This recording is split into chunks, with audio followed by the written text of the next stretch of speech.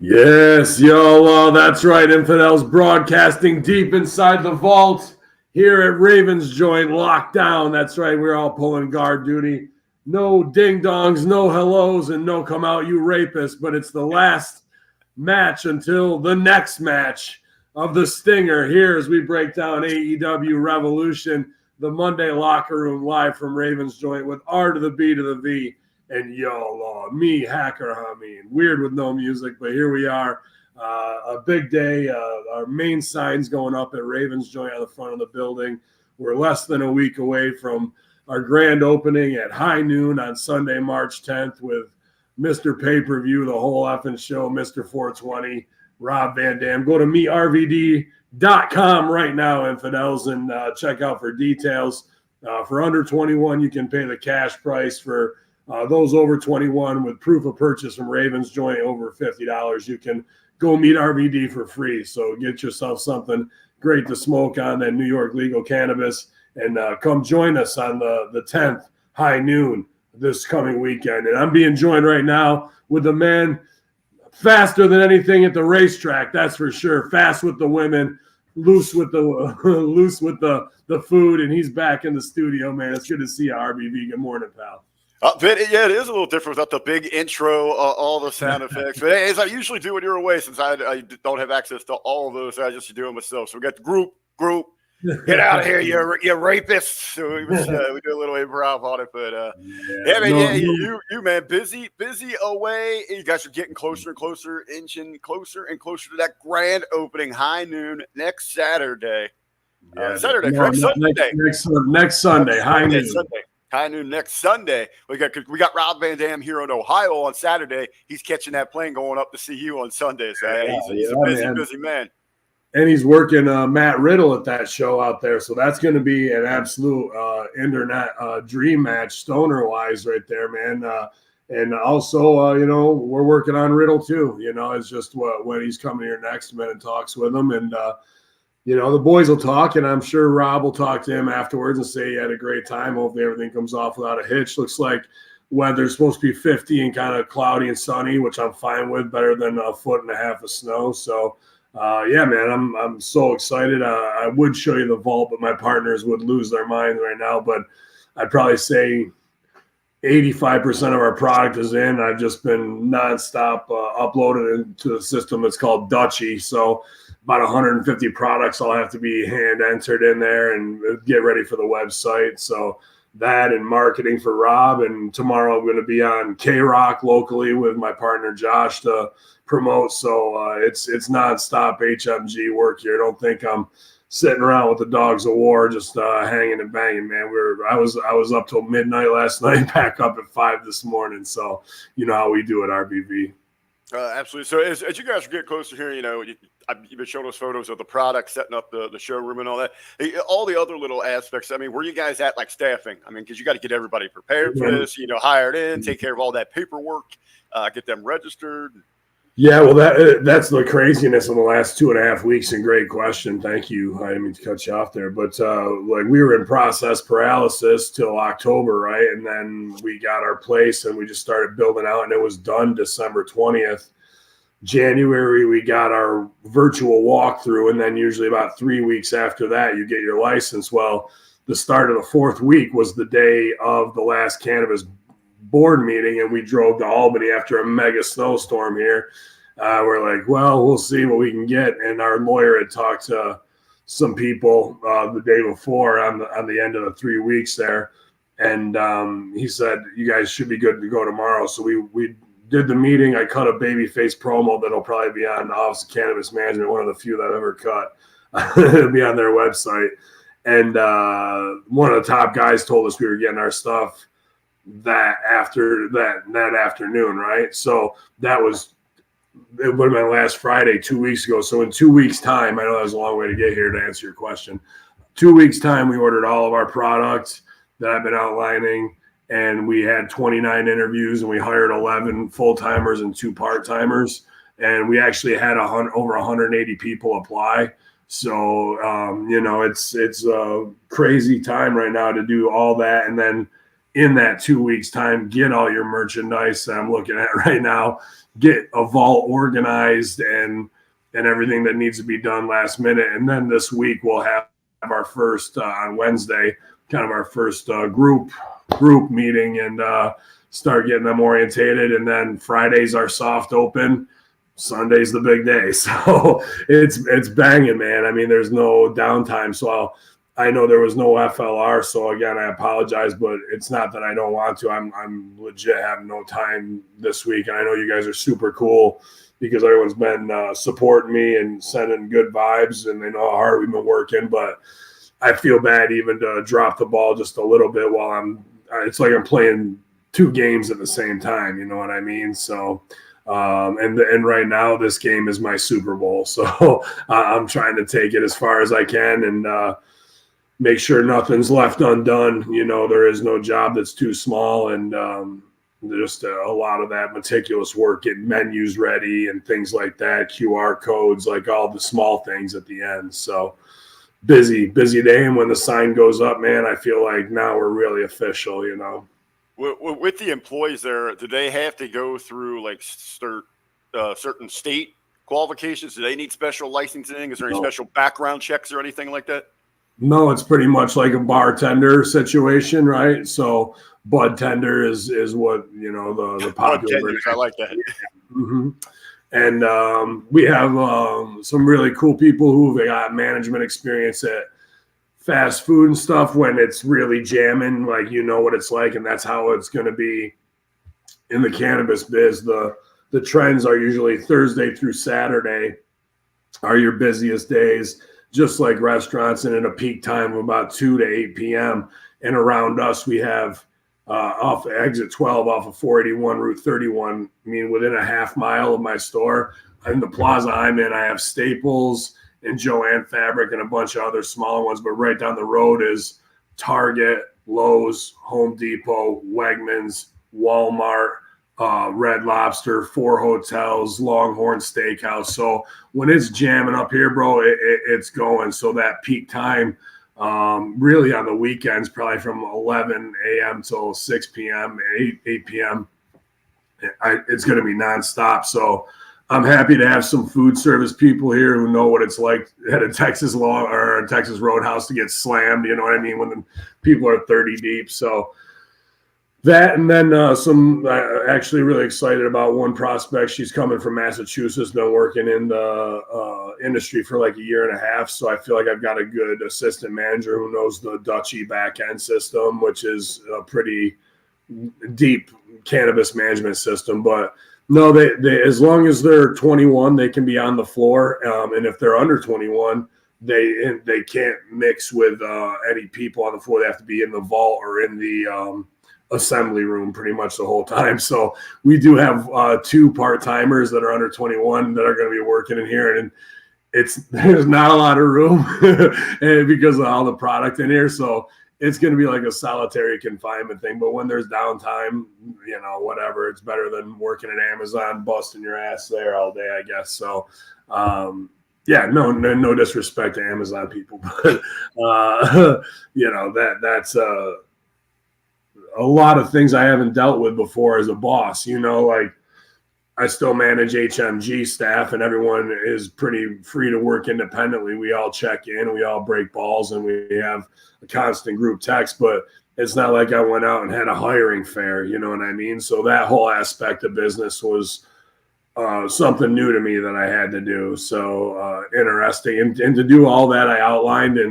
in 2 days. We did that Saturday and Sunday, and hired Monday, Tuesday, placed our orders Monday, Tuesday, did the schedules Thursday, Friday. So it's been a banger, bro.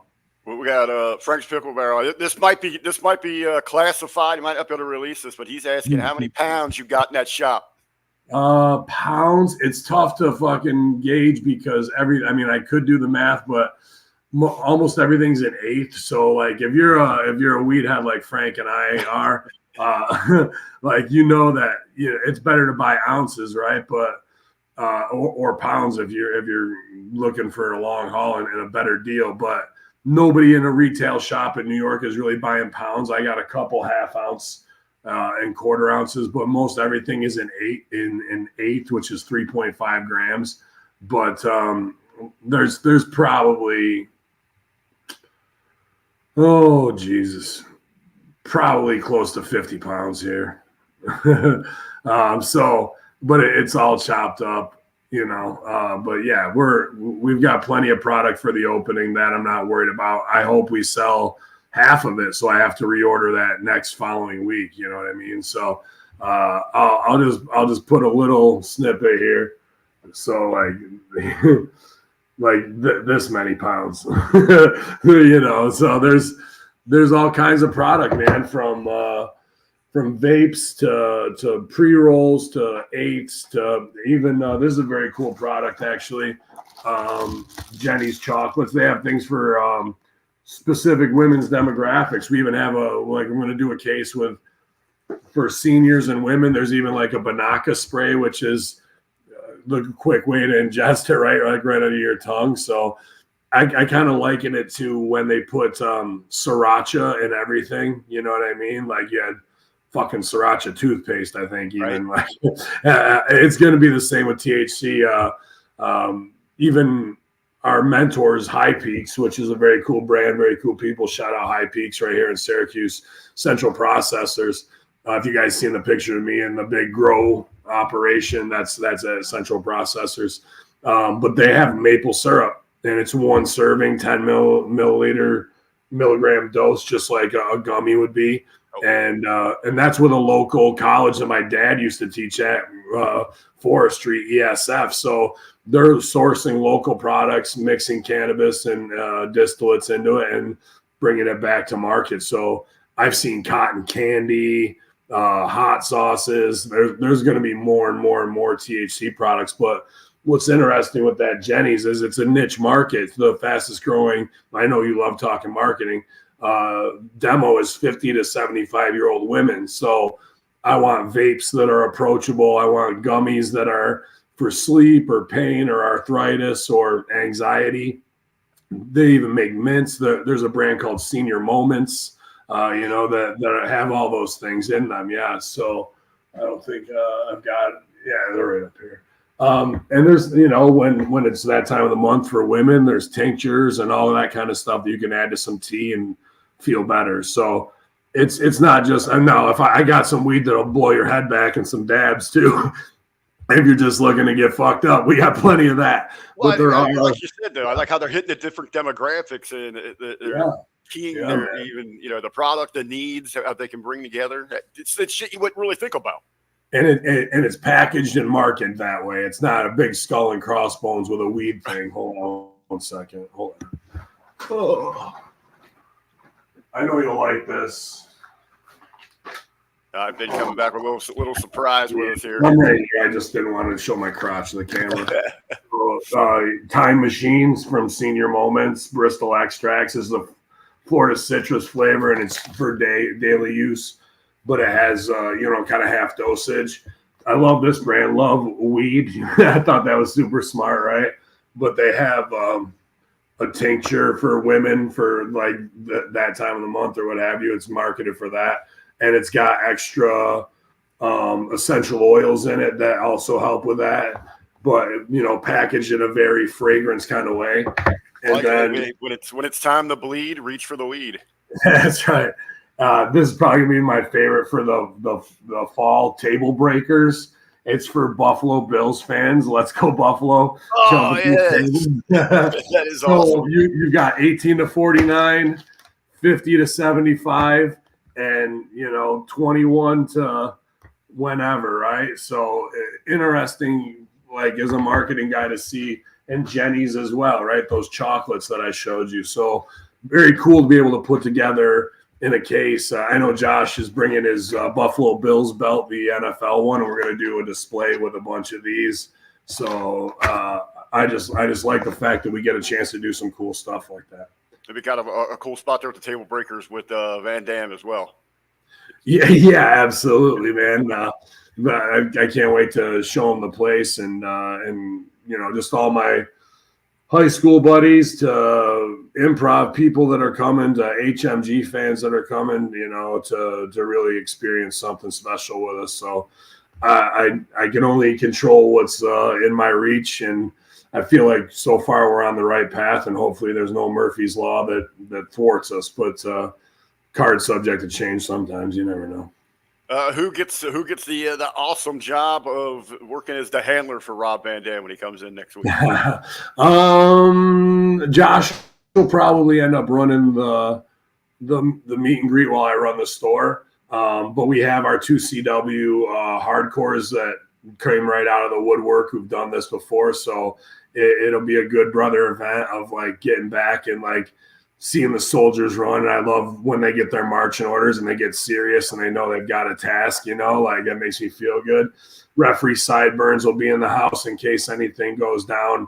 IT wise, he's a master at that, so it'll be good to have him there as an insurance policy. And if not, he can help with crowd control and take some pictures. I want to really, I thought about hiring a videographer. There's a guy that I really like who works on that Empire Plate show, the food show locally.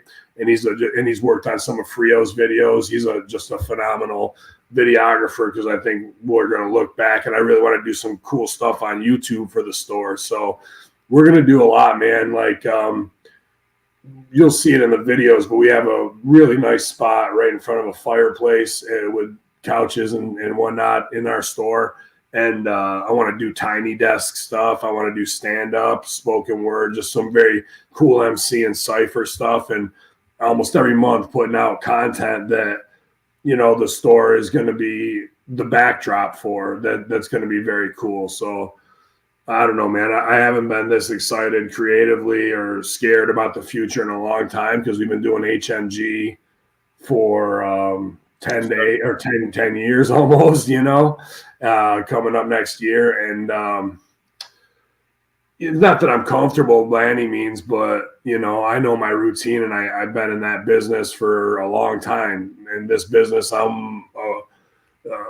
been part of the weed culture and did some stuff with horseshoe genetics back then, but this is something way different. You know what I mean? This is something way bigger, and it's exciting, man. It feels like my whole life's kind of been leading to this, and here we are. I think, you can just feel the excitement, the energy, when you talk about it. It could be terrifying at times, but hey, this is the real deal. You're knocking on the door. Yeah. This is what you've been working for. All the different genres you've been a part of, you're going to be able to incorporate those things and make this a major success. I appreciate that, man. We got great partners, great mentors, and this whole rollout has taken a real beating in the media, and a lot of it is birthing pains, and I've believe me, I've been as frustrated as anybody has at times. And really, the SmackDown Live self-help group and AEW self-help group and all the Bearcats out there have helped me on a lot of nights, especially end of summer, early fall, when my frustration level and stress level was crazy. So that's why this is a win for all of us at HMG. You know what I mean? And really what we can do now, after we had to sit silent to bring out our entertainment skills and be a gem in the New York cannabis rollout, like, because we couldn't like walk around with big dogs, but now they're about to see who they got on their roster from the 2CW staff. And we're planning on doing things that are so PR big that when we pull them off, people are just gonna, be proud of the entire rollout again, instead of like constantly criticizing it, Absolutely. Well, Pitt, as said, we're going to knock it out here this morning. You've got a lot to do. Sign going in today. I mean, once you see that big marquee up there, I mean, that's going to kind of be the real deal. Are we going to get a WrestleMania point from you when the sign goes in? Are we going to get that? Oh yeah. Once it's up, probably tomorrow morning, I'll shoot some pictures. We're going there. So, but shout out to all the Bearcats joining us this morning. 32 strong, and Ben Amin YouTube channel, twitch.tv/Amin Media. Yeah, I'm locked in the vault right now. For those who are asking, the 900-pound safe, and I can't show all the product, but. I just wanted to get here early in case the union guys showed up and they needed something. And, gotta give the people what they want, man. Stinger retires and there's some headlines. And, I always like hanging with my man Art of the Beat of the V. So happy to do it. Well, as you mentioned there, I didn't want to talk about the entire pay-per-view. I'll leave that for you guys on Light Diffuse to run that thing down there. But what it was essentially was about the night, the moment. It was Sting. That's what Revolution was all about. And I kind of want to run through a gauntlet there, Sure. what we got from the event, from the last match, if you will. But I know growing up, you were more you didn't really care for the Southern style wrestling. You were WWE guy growing up, then in the ECW. You're tied up there in the Northeast. But when you were a younger fan, what was your thoughts on Sting? See, when I was a younger fan, couldn't stand him. Yeah, dude. As a worker, ultimate respect for him. You know what I mean? What was the fan aspect that just was a turn off for? Because I always thought, because I was more of the northern style of WWE, but I did watch, Crockett, NWA, WCW, all that. But to me, what was nice about Sting was he was a little taste of the WWE style in the Southern world. To me, he seemed like the Temu version of WWE, right? So this is just me as a fan, and you asked me, I'm not trying to shit on the guy professionally now because he's done 10 times more or 100 times more than I have, right? And there's nothing that I've ever heard anybody say bad about the dude, so I'm not trying to drag him that way. But as a fan, I would watch him and go, this is even before I knew he tagged with Ultimate Warrior, right? I'm like, this guy's a welfare version of Ultimate Warrior. Yeah. Then he does the crow thing, or not the crow thing, the woo thing. So he steals it directly from Ric Flair. Then he also does Bret Hart's sharpshooter, and I'm a Bret mark, huge mark at that time. And he's doing the sharpshooter called the Scorpion Deathlock. Was it Sting's first? I don't believe so. I think he was doing it first. Or maybe that you didn't see because maybe or maybe not, but see that I don't know off the top of my head, but who made it to TV and got it over? See, I remember Sting doing it before. I do not. I'm a Bret guy, and I do not. But they're saying Sting did it first. Regardless, it's Bret's style, And then we go to the Crow, and we bite that completely. And really, it was Scott Hall who pitched that to Sting. So it's not even his own creation and creativity. Scott Hall had to break that down for him and show him. And then we go to the Joker in TNA. And what do I say about great artists? Well, yeah, great artists. Good artists create great artists sample and make it their own.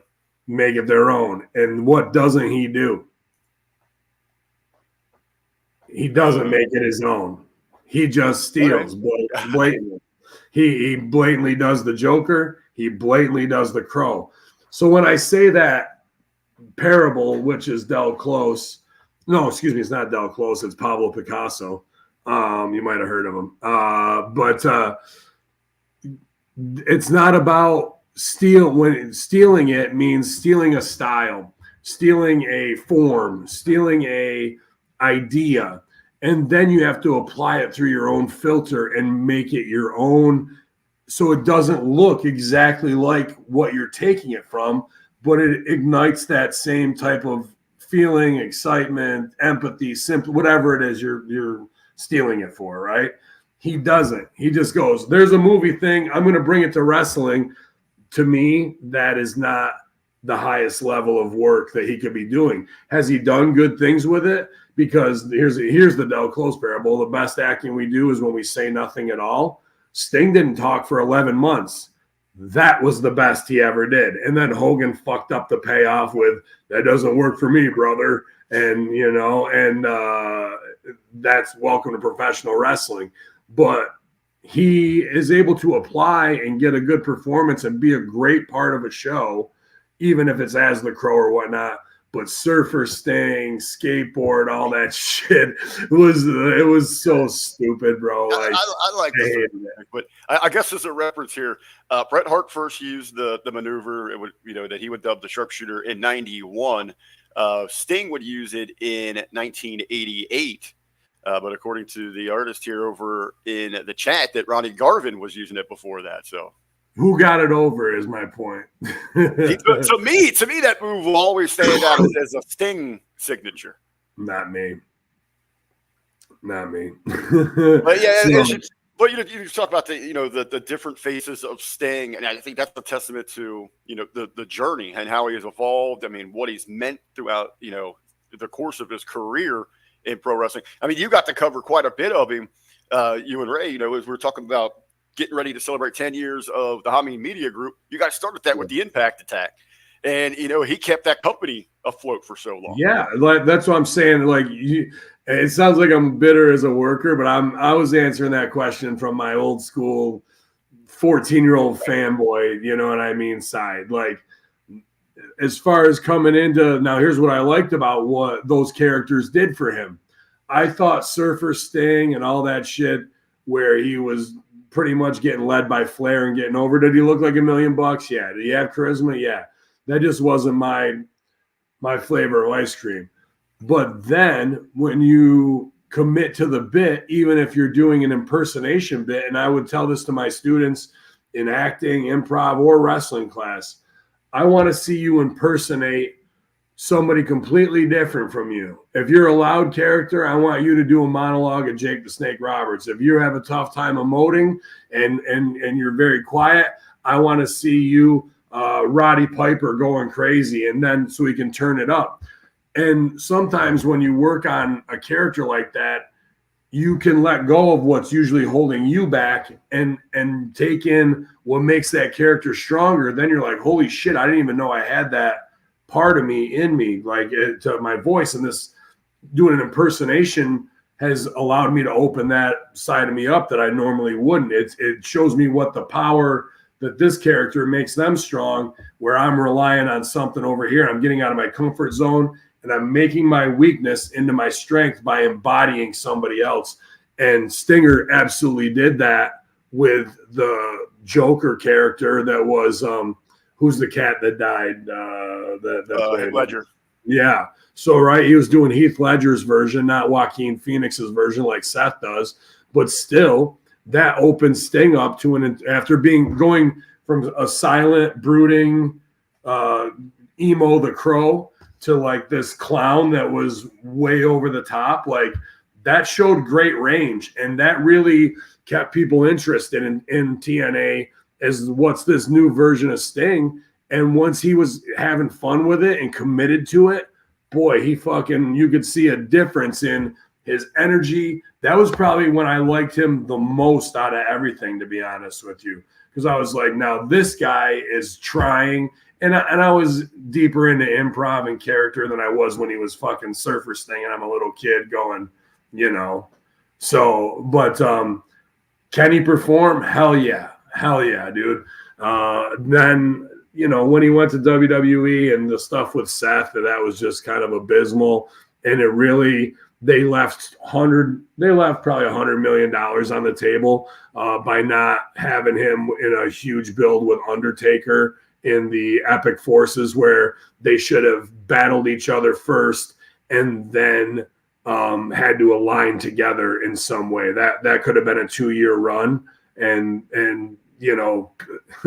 people will say what they want to about AEW, Impact, TNA.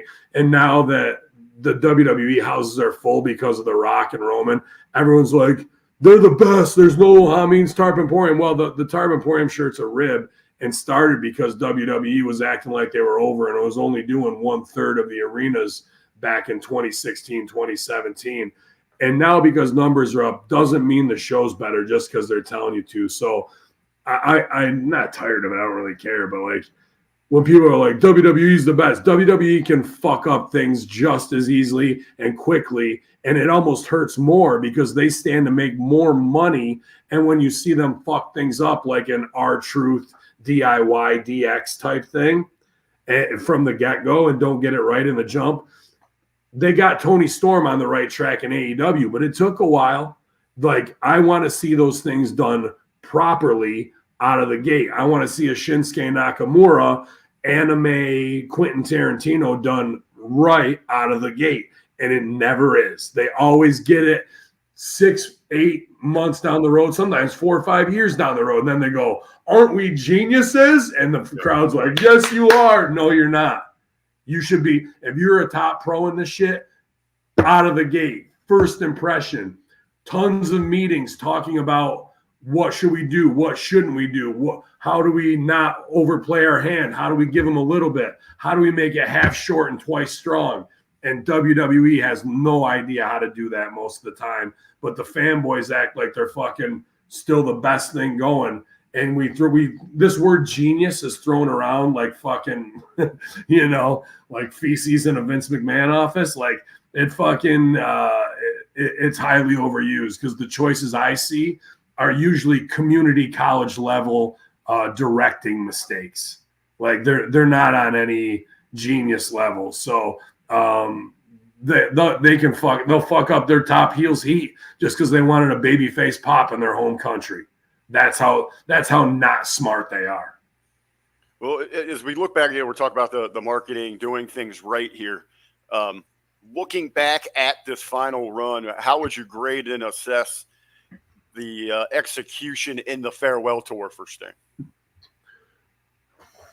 Not too good. Did we leave a lot on the? I feel like they left a lot on the table. And I remember, when they announced me and you laying out a plan of how to help grow gates and special attractions in each town and whatever the case might be. But looking back at what they did, how do you feel about it? Yeah, like they kind of crammed it all in the last 48 hours, which wasn't too bad. But even Ric Flair showed up 2 weeks ago and on camera was like, I thought it was going to be a bigger part of this thing, right? And I go, so did I. And so they missed in the weeks of exposition in between inception of this is going to be my last match. They missed 5 weeks of Steamboat getting reintroduced, Flair. They could have had Luger backstage do something. You know what I mean? Countless individuals from countless. What and that, you know why that happens? Because the guy running the show books it the day of, and you cannot do that kind of shit, especially with legends like that. And we want to heighten and explore. We've got 4 or 5 weeks to heighten every week. Oh, don't miss last week. You missed Steamboat. There's another legend coming. I wonder who it's going to be. And there's another one, and then we're going to, to get to that point. So the fact that this locker room is kind of in a state of constant duress, and the booker is showing up the day of with one sheet of paper and acting like matches matter. What matters is building this final legacy, and they missed that. Then the match was, I don't know. You got to be kicked. Were the Bucks the right team to go as on the opposite? Yes. Okay, because I felt very underwhelmed in the choice of the Bucks here. No, the Bucks were the right team. The execution was a C or D level choice. Last night, Sting and Darby went over. Right? I know the old, go out on your back, do some business on the way out. I usually would agree with that here. I wasn't offended or anything by Sting having that moment. So now what do you do? What do you do with the titles then to make it interesting? Well, what he loves, and they already announced that they vacated them. Now we're having a tournament. That's terrible. That's terrible to strip them of the titles and have to go into it. We had a chance to make. Here comes the heat, boss. Look at all this heat that the Bucks could have if they beat him on his last match. Here it comes, everybody. Get your tickets ready. Okay, we'll wait for the next one. Oh, here comes the tournament bus. Oh, good. Tournament bus will be here in 30 minutes. Oh, great. It's fucking dude. It's asinine that he fucking went over with the title last night. The whole thing is about the Bucks being young managers who are power driven, who are ribbing Vince and getting rid of old guys out of the fucking industry. They super kicked Steamboat. They beat the shit out of Flair. Sting should have gone right out with them, bro. where those guys under each arm carrying Sting out, and we all go to the fucking Legends house together, right? Like I would have been fine either. I said I'm just not so turned off by it. I'm okay with Sting standing there tall after the run that he's had. But you're right. I mean, but where in a simple vacation, just vacating the titles, there's no follow-up business there. I mean, it doesn't even make sense. Why can't Darby try to defend either on his own, or they make him defend on his own, or get a new partner or something like that? Because then it's not. Or what I would have done is the Bucks are in a position of power, right?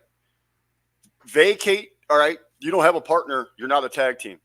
The titles are vacated. We're going to award those to the number one contenders ourselves, and just name themselves champions. They could. That's still not as much heat as beating Sting. What is the most heat? What do we need? You're right. The purists would be, the old school people like me that don't really like the Bucks. They'll be like, oh my God, how the hell could they do this here?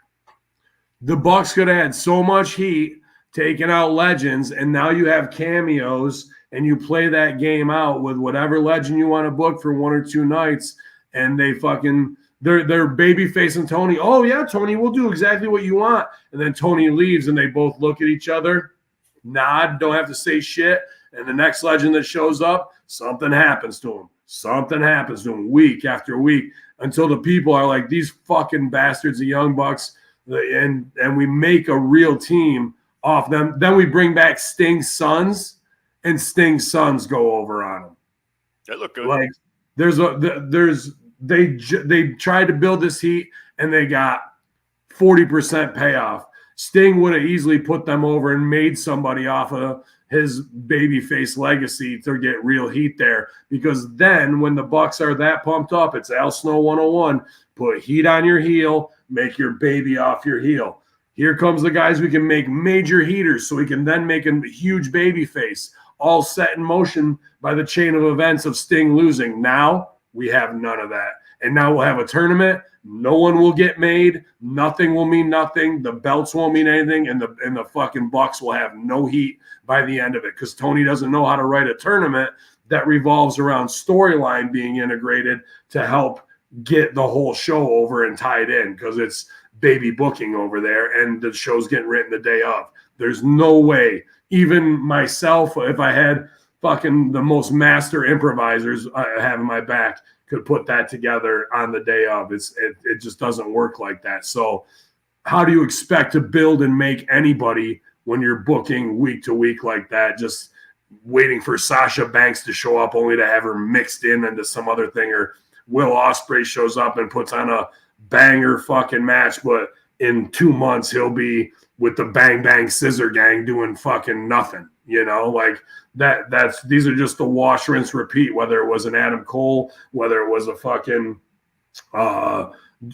Switchblade Jay White, all these guys that get heralded as the fucking gods of fucking New Japan, and they come and then nothing happens within a month. Yeah, I mean, as we're looking the rumor mill out there is that, this Wednesday is going to be the big Okada moment, and of course next week is Monet, formerly Sasha Banks, going to be her moment. So, and we got this. Yeah, I just gotta say, and I know Artist Returns, you have your opinions, that's fine. I'm married to the old tropes. Yeah, I am, because you know why? Shakespeare still works. Greek mythology still works. Fucking silver screen movies still work.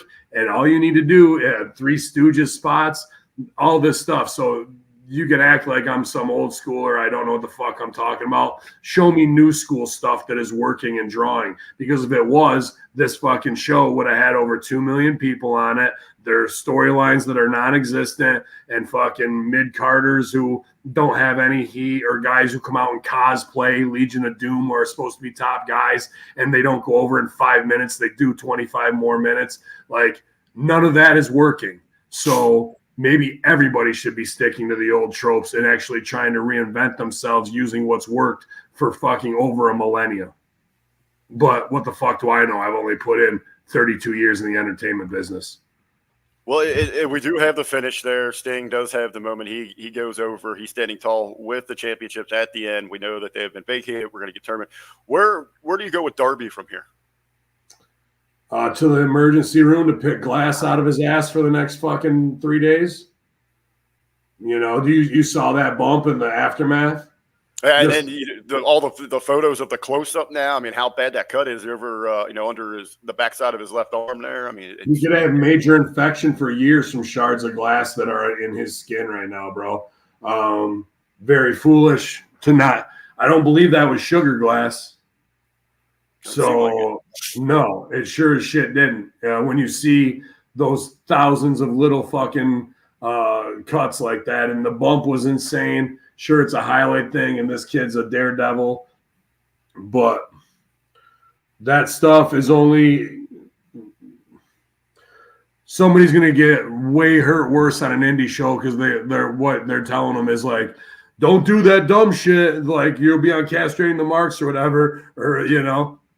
But now some fuckface in Rochester is going to try and do that same thing in front of 40 people, and the glass is going to fucking move, and it's going to cut their carotid artery, and they're going to fucking bleed out in some fucking Eagles hall. You know what I mean? Because you ain't going to tell them shit because they saw Darby do it, and Darby's indie, and it's that same mentality of don't stick to the old tropes. Okay, jump off a fucking ladder onto a concrete floor through glass for 40 people.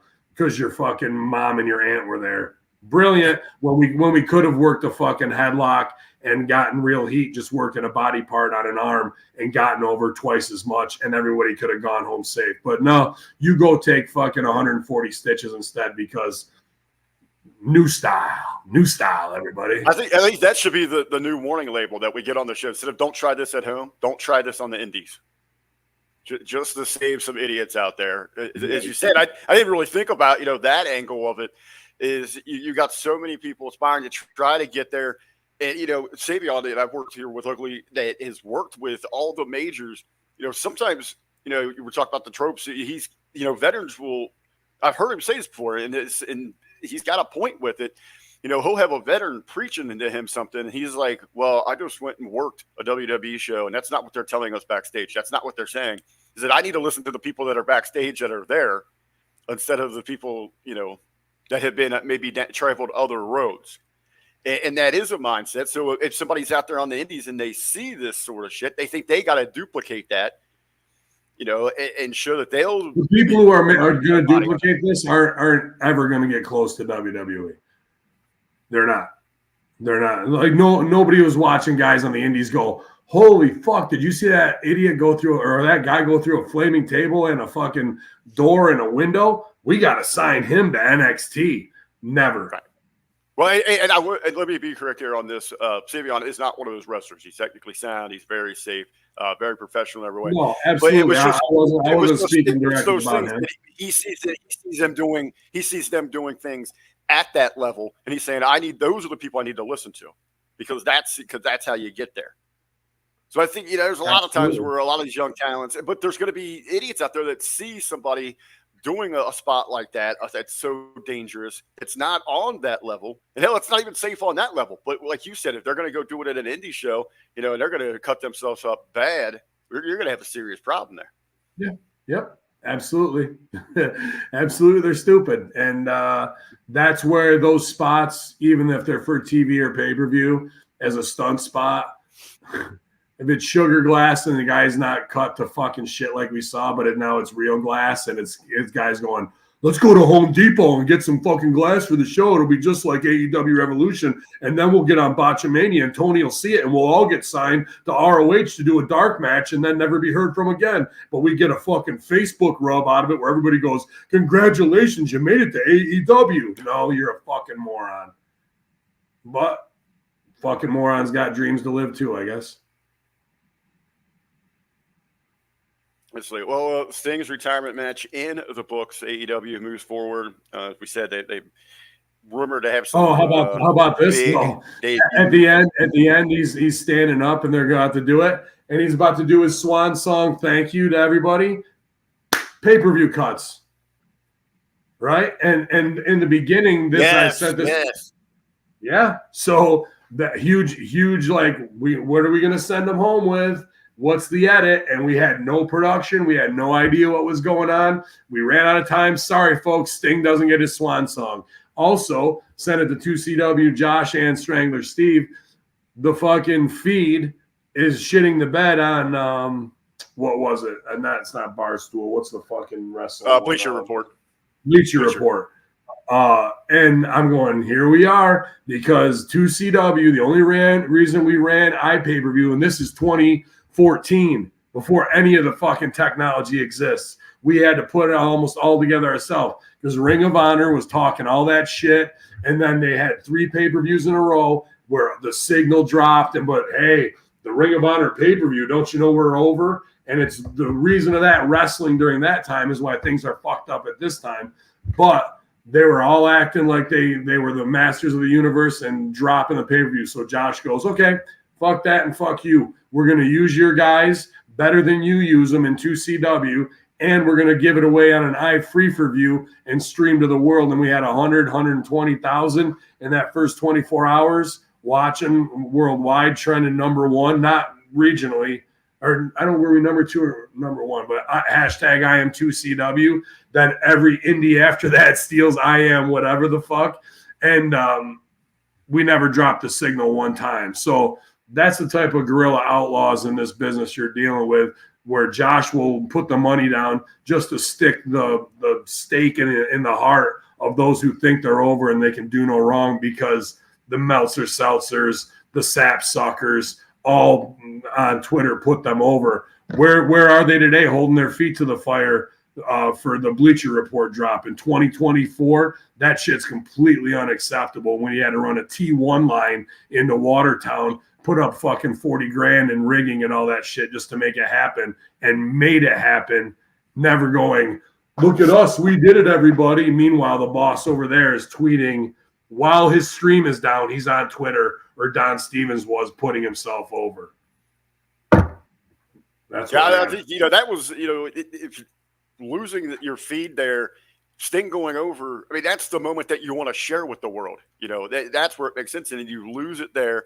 That did happen to catch, the video that's been released on social media. And you can't help but laugh when Tony Khan himself goes out there and he's just like yelling into the microphone. It reminded me of like Ricky Bobby, like when he didn't know what the hell to do with his hands. Like Tony Khan doesn't know what like the pitch level for his voice or how to talk into a microphone. The fact that you have that stuff going down and you're worrying about social media as like self-congratulatory posts instead, and people are going, they're booking shows day of, and we don't have production meetings. This is why you have production beforehand. Everything tested, making sure nothing is dropped. All your partners ready to go with a test the day before and the day of to make sure this is a big event for us. Sting's last match. We can't have any controversy. I don't want anything bad happening. Anything I can control, I'm going to go through and double and triple check it logistically to make sure things are going. That's exactly what I'm doing here right now at fucking 8 a.m. at my store, a week ahead of time, getting all the fine details for our launch done, right? We don't have that same level of caring on a multi-million, $150 million loss of a company already, and you wonder why things are going to shit and why you have to cut and go home early on what should be the final send-off. Those are embarrassments, bro. People should be embarrassed by that at the lack of professionalism. Yeah, a big miss there, production-wise, from AEW at the end of what was supposed to be an incredible moment there. Ben, I know we're kind of up against it, in and out here this morning. You had sent this over in our chat, and I thought it was kind of interesting. I just want to touch base. We're talking about big events. We're just a few weeks away, a month or so away, just a little over a month away from WrestleMania, but a potential card leak for the 2 days. Yeah, actually, I don't know who sent it to the Striz, but the Striz studios to me. Shout out to them Wednesday Locker Room boys with the Inside Kayfabe. 11/11. Make sure you guys are checking those free shows out on Podbean and also on Hameen Media Group YouTube as well. I think the last couple are out there doing video now. Love to see those guys hanging. But Sorry, yeah, the card looks leaked. Like I saw, there's like a 5-way ladder match with like We got host Conor McGregor. That kind of jumped out to me there. Yeah, that's cool. What's weird about this is how it's stacked. There's quite a few. Let's see here. There's 1, 2, 3, 4, 5 women's matches between the two nights, which seems a bit excessive there. Terrible. Yeah, that sucks. They're going to take, which was a lot of people were talking about this early on, but they're going to take the United States Championship. Of course, Logan Paul, Kevin Owens, AJ Styles, LA Knight, Bobby Lashley, and Karrion Kross, and put them all into a ladder match. So they're going to that intrigued me. I kind of like that. That's a cool thing to me. Connor's cool, and then people are like, oh, he's shitting on the girl stuff, dude. 5 girls matches. Why? What 5 girls stories do we have that anybody gives a shit about? It's Damage Control and Bailey and Rhea and her title. Anything else, no one gives a damn about. So now we have 3 matches just to show equality that will then bring the card down because everybody's just got to get on WrestleMania and there's no real builder stakes for anybody else. So the women's tag match, they're going to end up making that, like I'm guessing here, it's a 4-way, so I guess a fatal 4-way. But you got the Kabuki Warriors, Liv Morgan, Raquel Rodriguez. You got Chance and Carter, and then The Way. I mean, those talents right there. Maybe outside of the tag champs, what have the others done to warrant a WrestleMania? Why is that match even on WrestleMania? That's as pre-show as it gets. Like you got girls who are NXT tag teams who are unskilled and can't even hit their own finisher the right way. You've got girls that are coming back who have medical issues, and you're just giving them random tags together to put them in the ring and do a 4-way for belts that don't matter when the whole story is Damage Control, Bailey. Nobody cares about that other stuff. If that's on the main card, that's a huge error in judgment. They got the match. Hey, they're the geniuses. What do I know? Well, other ones that are kind of confusing. That just seems like they would make these would possibly be good draws for weekly television, but not something like WrestleMania. Bianca Belair versus Tiffany Stratton, and then Jade Cargill versus Nia Jax. Like those, you're right. Those are good TV builds. Those should not be on there. Now, again, this is a possibly fake, leaked dirt sheets, right. A rundown. So I'm not like, this is what they're doing. So I shouldn't be as critical because it's just a little fun speculation, though. Sure. But I'm on Red Bull this morning and I'm fired up. So it seems believable that they would go in this direction as well. Yeah, it does. It scary does seem that way. I had a pretty intense. I don't even know if I should stooge this, but it's going to get stooged on other shows. Some workers hit me up saying that on some Triple H controversy, Steph controversy. Apparently, the rumor. This is just rumors, third, fourth hand, but I heard it was even being rumored, talked about in Japan, that there was some extramarital stuff with possibly Stephanie and a former WWE champion who has dated divas, who has had some domestic issues in the past, who, south of the border is very well known, and I'll leave it at that. You guys can put in who you want. But that went down, and then afterwards, Triple H got a hold of that guy's wife or ex-wife and put him onto the same lawyer that Linda Hogan used, and who was the other one?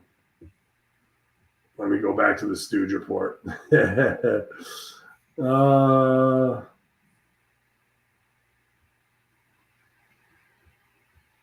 That Cena's ex used as well. So there's a lawyer out there who's representing disgruntled ex-wrestler wives who want half of the fucking fortune. And that sounds like a hell of a reality show. Disgruntled ex-wrestler wives. Yeah. So yeah. there's some interesting stooges going around right now, right? And it's interesting that Triple H would arm the ex-wife with somebody to tear down vindictively. Now, I can't confirm that there was any affairs or anything like that. I'm just letting you know here on the Monday Locker Room the inside talk of what is being bandied. Like, I didn't even go looking for that information. That information finds me, right? So. Well, surrounding Stephanie now that, she's being named in some of these suits and, what she was aware of, what she wasn't aware of, or how much she knew. Going to be does she have a very similar inherited sexual dysfunction that Vince does, an appetite that is lustful and can't be fulfilled? I mean, there's other stories. It's a little bit more kinky and erotic when you think about Stephanie wanting to do those things than it is old man Vince. Some of the stories I won't tell today that I've heard is spot on what you just said. Oh, shit. So, and who knows what weird abuse may have been handed down or mind conditioning and training with your kids in the business, you know what I mean? And your dad doing this types of stuff. And then how long has she covered stuff up from the Ashley Massaro stuff to even long before that? And to be fine with Vince and banging her on her mom. And I'll put this out there. Where is the Linda side of this? Who, if they haven't been together for 15, 20 years, who has Linda been with this whole time? She's not making America. She's not been making America a better place. Working politics. I mean, she got to break out the magic wand once in a while. You know what I'm saying? Like, unless she's sponsored by Sibian, what the fuck is going on over there? Like, she's been getting some of that cannabis spray to satisfy her.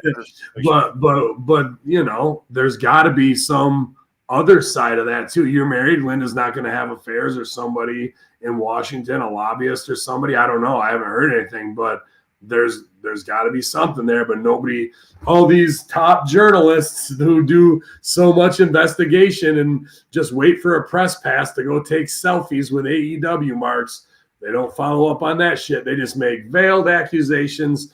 They open the door, throw a grenade in the room, and walk away and act like they did something, bro. All that shit. No, behind the scenes, much more entertaining than what we get on screen. But nobody's following up on it. They act like they are in NDAs and all this shit, but there's so much more to this story that could easily be uncovered. And if you're any type of journalist, anyone can be gotten to. Why aren't you waiting? I don't want to say in ambush like an Alex Jones gotcha video on Illuminati, but where is the follow-up question from just an average journalist? Even if she says no comment, you go up and ask, can we ask you about how you're feeling with the controversy of your husband, and do you plan on keeping this marriage, or is that going to be dissolved? Microphone, no comment. Well, at least it was asked. But none of them do, and they all act like they're like last night. They're going, Bryan Danielson shook Eddie Kingston's hand in a Ring of Honor moment that's must see. Fuck out of here, bro. Get the fuck out of here. Like that they act like that is the important shit while the rest of this is going on right there. That is living in a complete simulation of reality as far as I'm concerned. That's Stockholm Syndrome 101, bro. Linda has the face of getting railed by BBC all day. There you go. Well, I mean, shout out to Omos and Bobby Lashley then, I guess. Like, if that's how it's going down and Linda likes them long, strong, down to get the friction on, I think that's fucking great and hilarious at the same time. But nobody's asking that question. If she likes them like that, that's fine. But don't act like there isn't this fucking sweater isn't unraveling and nobody's pulling on that thread is unbelievable to me. All right, man. You got to be running out of air there in that vault, man. Door's open here. I'm good. Anything else you want to touch on before we get out of here? Strong. When you walk in here, it hits you. Even as much weed as I smoke, you're like, God damn. Oh, shit. Well, I know you want to get back to it there. Anything you want to touch on before we get out of here? No, I've given you the biggest inside Stooge reports that I have, and again, you know, I didn't want to come on and be like, I hope it doesn't come off like I'm like, fuck Sting, you know, like this guy has taken all we the talk bumps. about it was about fans to enjoy the career of the moment. We talked about it from a fan perspective. It's things like this though that not upset me, but you're like, you only get one chance to make a first impression, and this is you only get one chance to pay off your career. Otherwise, you're coming back like Terry Funk, and then the word retirement just is like, you know, a rib at that point. And to be honest with you, it's an interesting way to look at it. You know, if that is the last match, does it simply mean anyone can go out on top standing there with that belt? But did you do something to really that we'll be talking about in a year, 5 years from now? Like, man, that was a defining moment for a. What will they be talking about from that match? What will they be talking about? Darby, the glass spot. If we're talking about it, if we're talking about it all, because Darby's probably going to do, I think, something 10 times stupider than that, you know, in the next year. Darby should have probably turned on Sting. That cost him the match. Darby is like there with Flair, what have you, and then Darby turns on Flair, and then Sting's like, "What are you doing?" And he turns on Sting, and we get corporate Darby with the Bucks as they go over. Like, so now you've turned Darby heel, and he's young and aligned with the Bucks, and he doesn't need, like they've said before, a father figure babysitter. Remember when they assigned every young boy to a fucking legend, right? And like, fuck you, I don't like, and he cuts those promos that are real. That would have been making 3 heels in one. Now nobody got made. We had a high spot, and the Bucks got minimal heat, and they lost. Even after they put heat on the legends, they paid it off in the same match. We got D- C+ level value out of that, and we went home early. So, and we didn't do the right thing to make somebody off of Sting's heat, and now we got to have a meaningless tournament.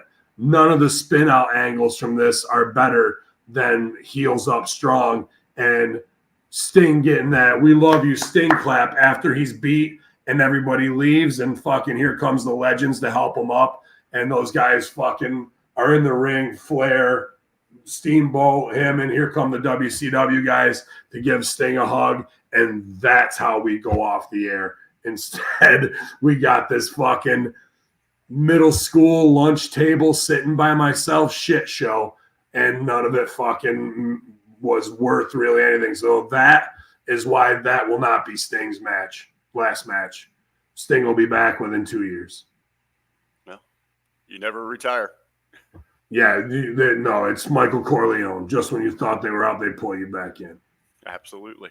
But y'all, man, I appreciate that you let me run in my mouth on Red Bull here today, and I know there wasn't a ton on the sheets as far as what's happening, but I think there is some storms brewing still, man. We'll see what comes down next, but to be honest with you, it's nice to have one foot out the door into this cannabis shit. But before I do that, this weekend, March 16th, Dwaynesburg, New York, what's going down, the Guantanamo Bay boot camp match, Z-Wu and the Sons of Allah versus the Nazi Mafia. So I'm going to push somebody off of the top of a ladder so they can fall through a plate glass window. I might even put 2 plate glass windows up just to outdo them.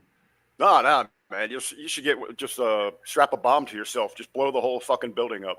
I might as well at this point, right? That's what I got Z-Wu for. I'll be far away when I detonate. But y'all, man, the 10th, it's all about meetrvd.com. You guys can go there if you're going to be in the Syracuse area, upstate New York. I know a lot of people are traveling to come sharing our joy. I can't say thank you enough for all the support and everything we got going down here, man. It's just a crazy time in my life at 46 years old to take an entire new road, a new highway, and we're going to fucking go as hard as we do on everything else. So I'm just super happy to have the HMG, Russo brand, K100, Cafe de Rene Soldiers, Rip Rogers squad behind us. You know what I mean? Everybody's been super supportive and offering their congratulations, and every day that drives me to get up and keep pushing my limits. Absolutely, brother. What about you, man? And you racing? You rubbing and racing today? What's good? We are back to the track, off and running for the season. We had some tremendous weather just yesterday, so we got a great day of racing in. It was in the 70s here in Southern Ohio. Nice. We're bigger and better events this year. We're getting, we're reaching out, becoming more involved with the community. We're really trying to put ourselves up a goal, putting ourselves on par there with the other big sports franchises in Cincinnati. So we got a lot of big things. So it's just a big hustle. Awesome, man. Well, I'm glad you're killing it over there. They're lucky to have you, and you're making the most out of that, getting ready for the new racing season. I'm glad the weather's nice. It's nice here today, too, thankfully. So get done everything you need to, and always love talking the marketing side with you, man, and everything to rebook and punch up of dollars left on the table. So hopefully the next guy down the road or anybody listening to this won't make the same mistake, or when the Stooges give it back to TK, he can go, fuck, you were right, but then not call me. But TK. Speaking of the marketing angle, that I guess a little plug, I'm pretty sure I'm going to be doing a guest spot over on the A Show this week with A-Roll in Big Ray. We're going to be talking about a lot of people freaking out this week when Wendy's announced potentially looking at surge pricing. I went down that rabbit hole. I've been studying it quite a bit. I'm a fan of the idea. I just feel that Wendy's completely dropped the ball in how it was announced and how this was marketed early on. But it's already exists across the board in food service. Talk to me about surge pricing. That's like during peak hours, you're going to pay more. Well, yeah, they're looking at it. When you're talking about how you have people in from the restaurant industry that know how to handle those busy rush hours like that. Yeah. When people are moving out and about. So yeah, Wendy's was gonna play with the idea. Okay, at lunch, the Baconator might be $8, but in that lull time between 2 and 4:30, 5 o'clock, you might be able to get it for $4, something like that. Is $4 going to be less like the base price, or do we get to go lower than what it normally would be in a dinner time peak? You'll probably have a fluctuation in there where you'll get a middle, like a $6 mark, and then you'll see it at a peak time go up to an 8 and then maybe drop at times. But this is across the board. I mean, you see it in travel with, even every day with your gasoline prices, but when you airfare, at that grocery store, items move up and down throughout the day. It's just maddening now that people will have to go get fast food at a certain time because the price is cheaper and let it sit. So now they're dictating when you actually, and maybe that's not a bad thing for fat fucks in America like me, dictating when you get to eat based on your part in the caste system of how much money you have and things along those lines. Like now I have to pick, not only are groceries and food too expensive, I have to clock the time when I can get them at the cheapest time. Like, dude, what another this is where they failed. In the idea, the concept of it works because it's already been in existence, is your price manipulation. But like, Frank Speakerville over in the chat just put, Texas Roadhouse doesn't change their prices daily. Yes, they do. It's called happy hour. It's called halftime. It's about how you present it. I understand what he's saying, and you're right. Here's the other thing too. Yes, they do. Based if you want the market stake of what they bought it for that day, the price does inflate or deflate on that. Right. So it's been in food service. We've had happy hours. You have other discounts. You got things if you go to McDonald's, you order a regular fry without just going through the drive-through. It's close to $4 now, $3.50, $4 here in Southern Ohio. You use the app, you can get it for $1. So it does. It's just the way that they. Because what are you doing? All they're doing there is clocking your metadata, right? Like that's what they're paying for. It's a brave new world, man. 1984, new world order, man. We'll see. That could, if the marketing's right, they can make the plebs do it. Otherwise, it could blow up in their face. But you'd be blowing up the toilet anyway, so it doesn't matter. It's Wendy's. Hacker Hameen, RB to the V. Glad to be here on the Monday Locker Room, live from Ravens Joint. Follow at Ravens Joint, you guys. Help us get our numbers up there. Please share everything. HMG, Kaz working hard on those clips for Russo Brand and Hameen Media Group. Appreciate you. Appreciate all the producers across the board. I'll get those weekend shows uploaded later tonight. And we'll be back tomorrow for the Raw and SmackDown review with Big Stevie Cool, Vince Russo. So, y'all RBV, you're the man. Hacker Hameen. We're out of here. We are in control now.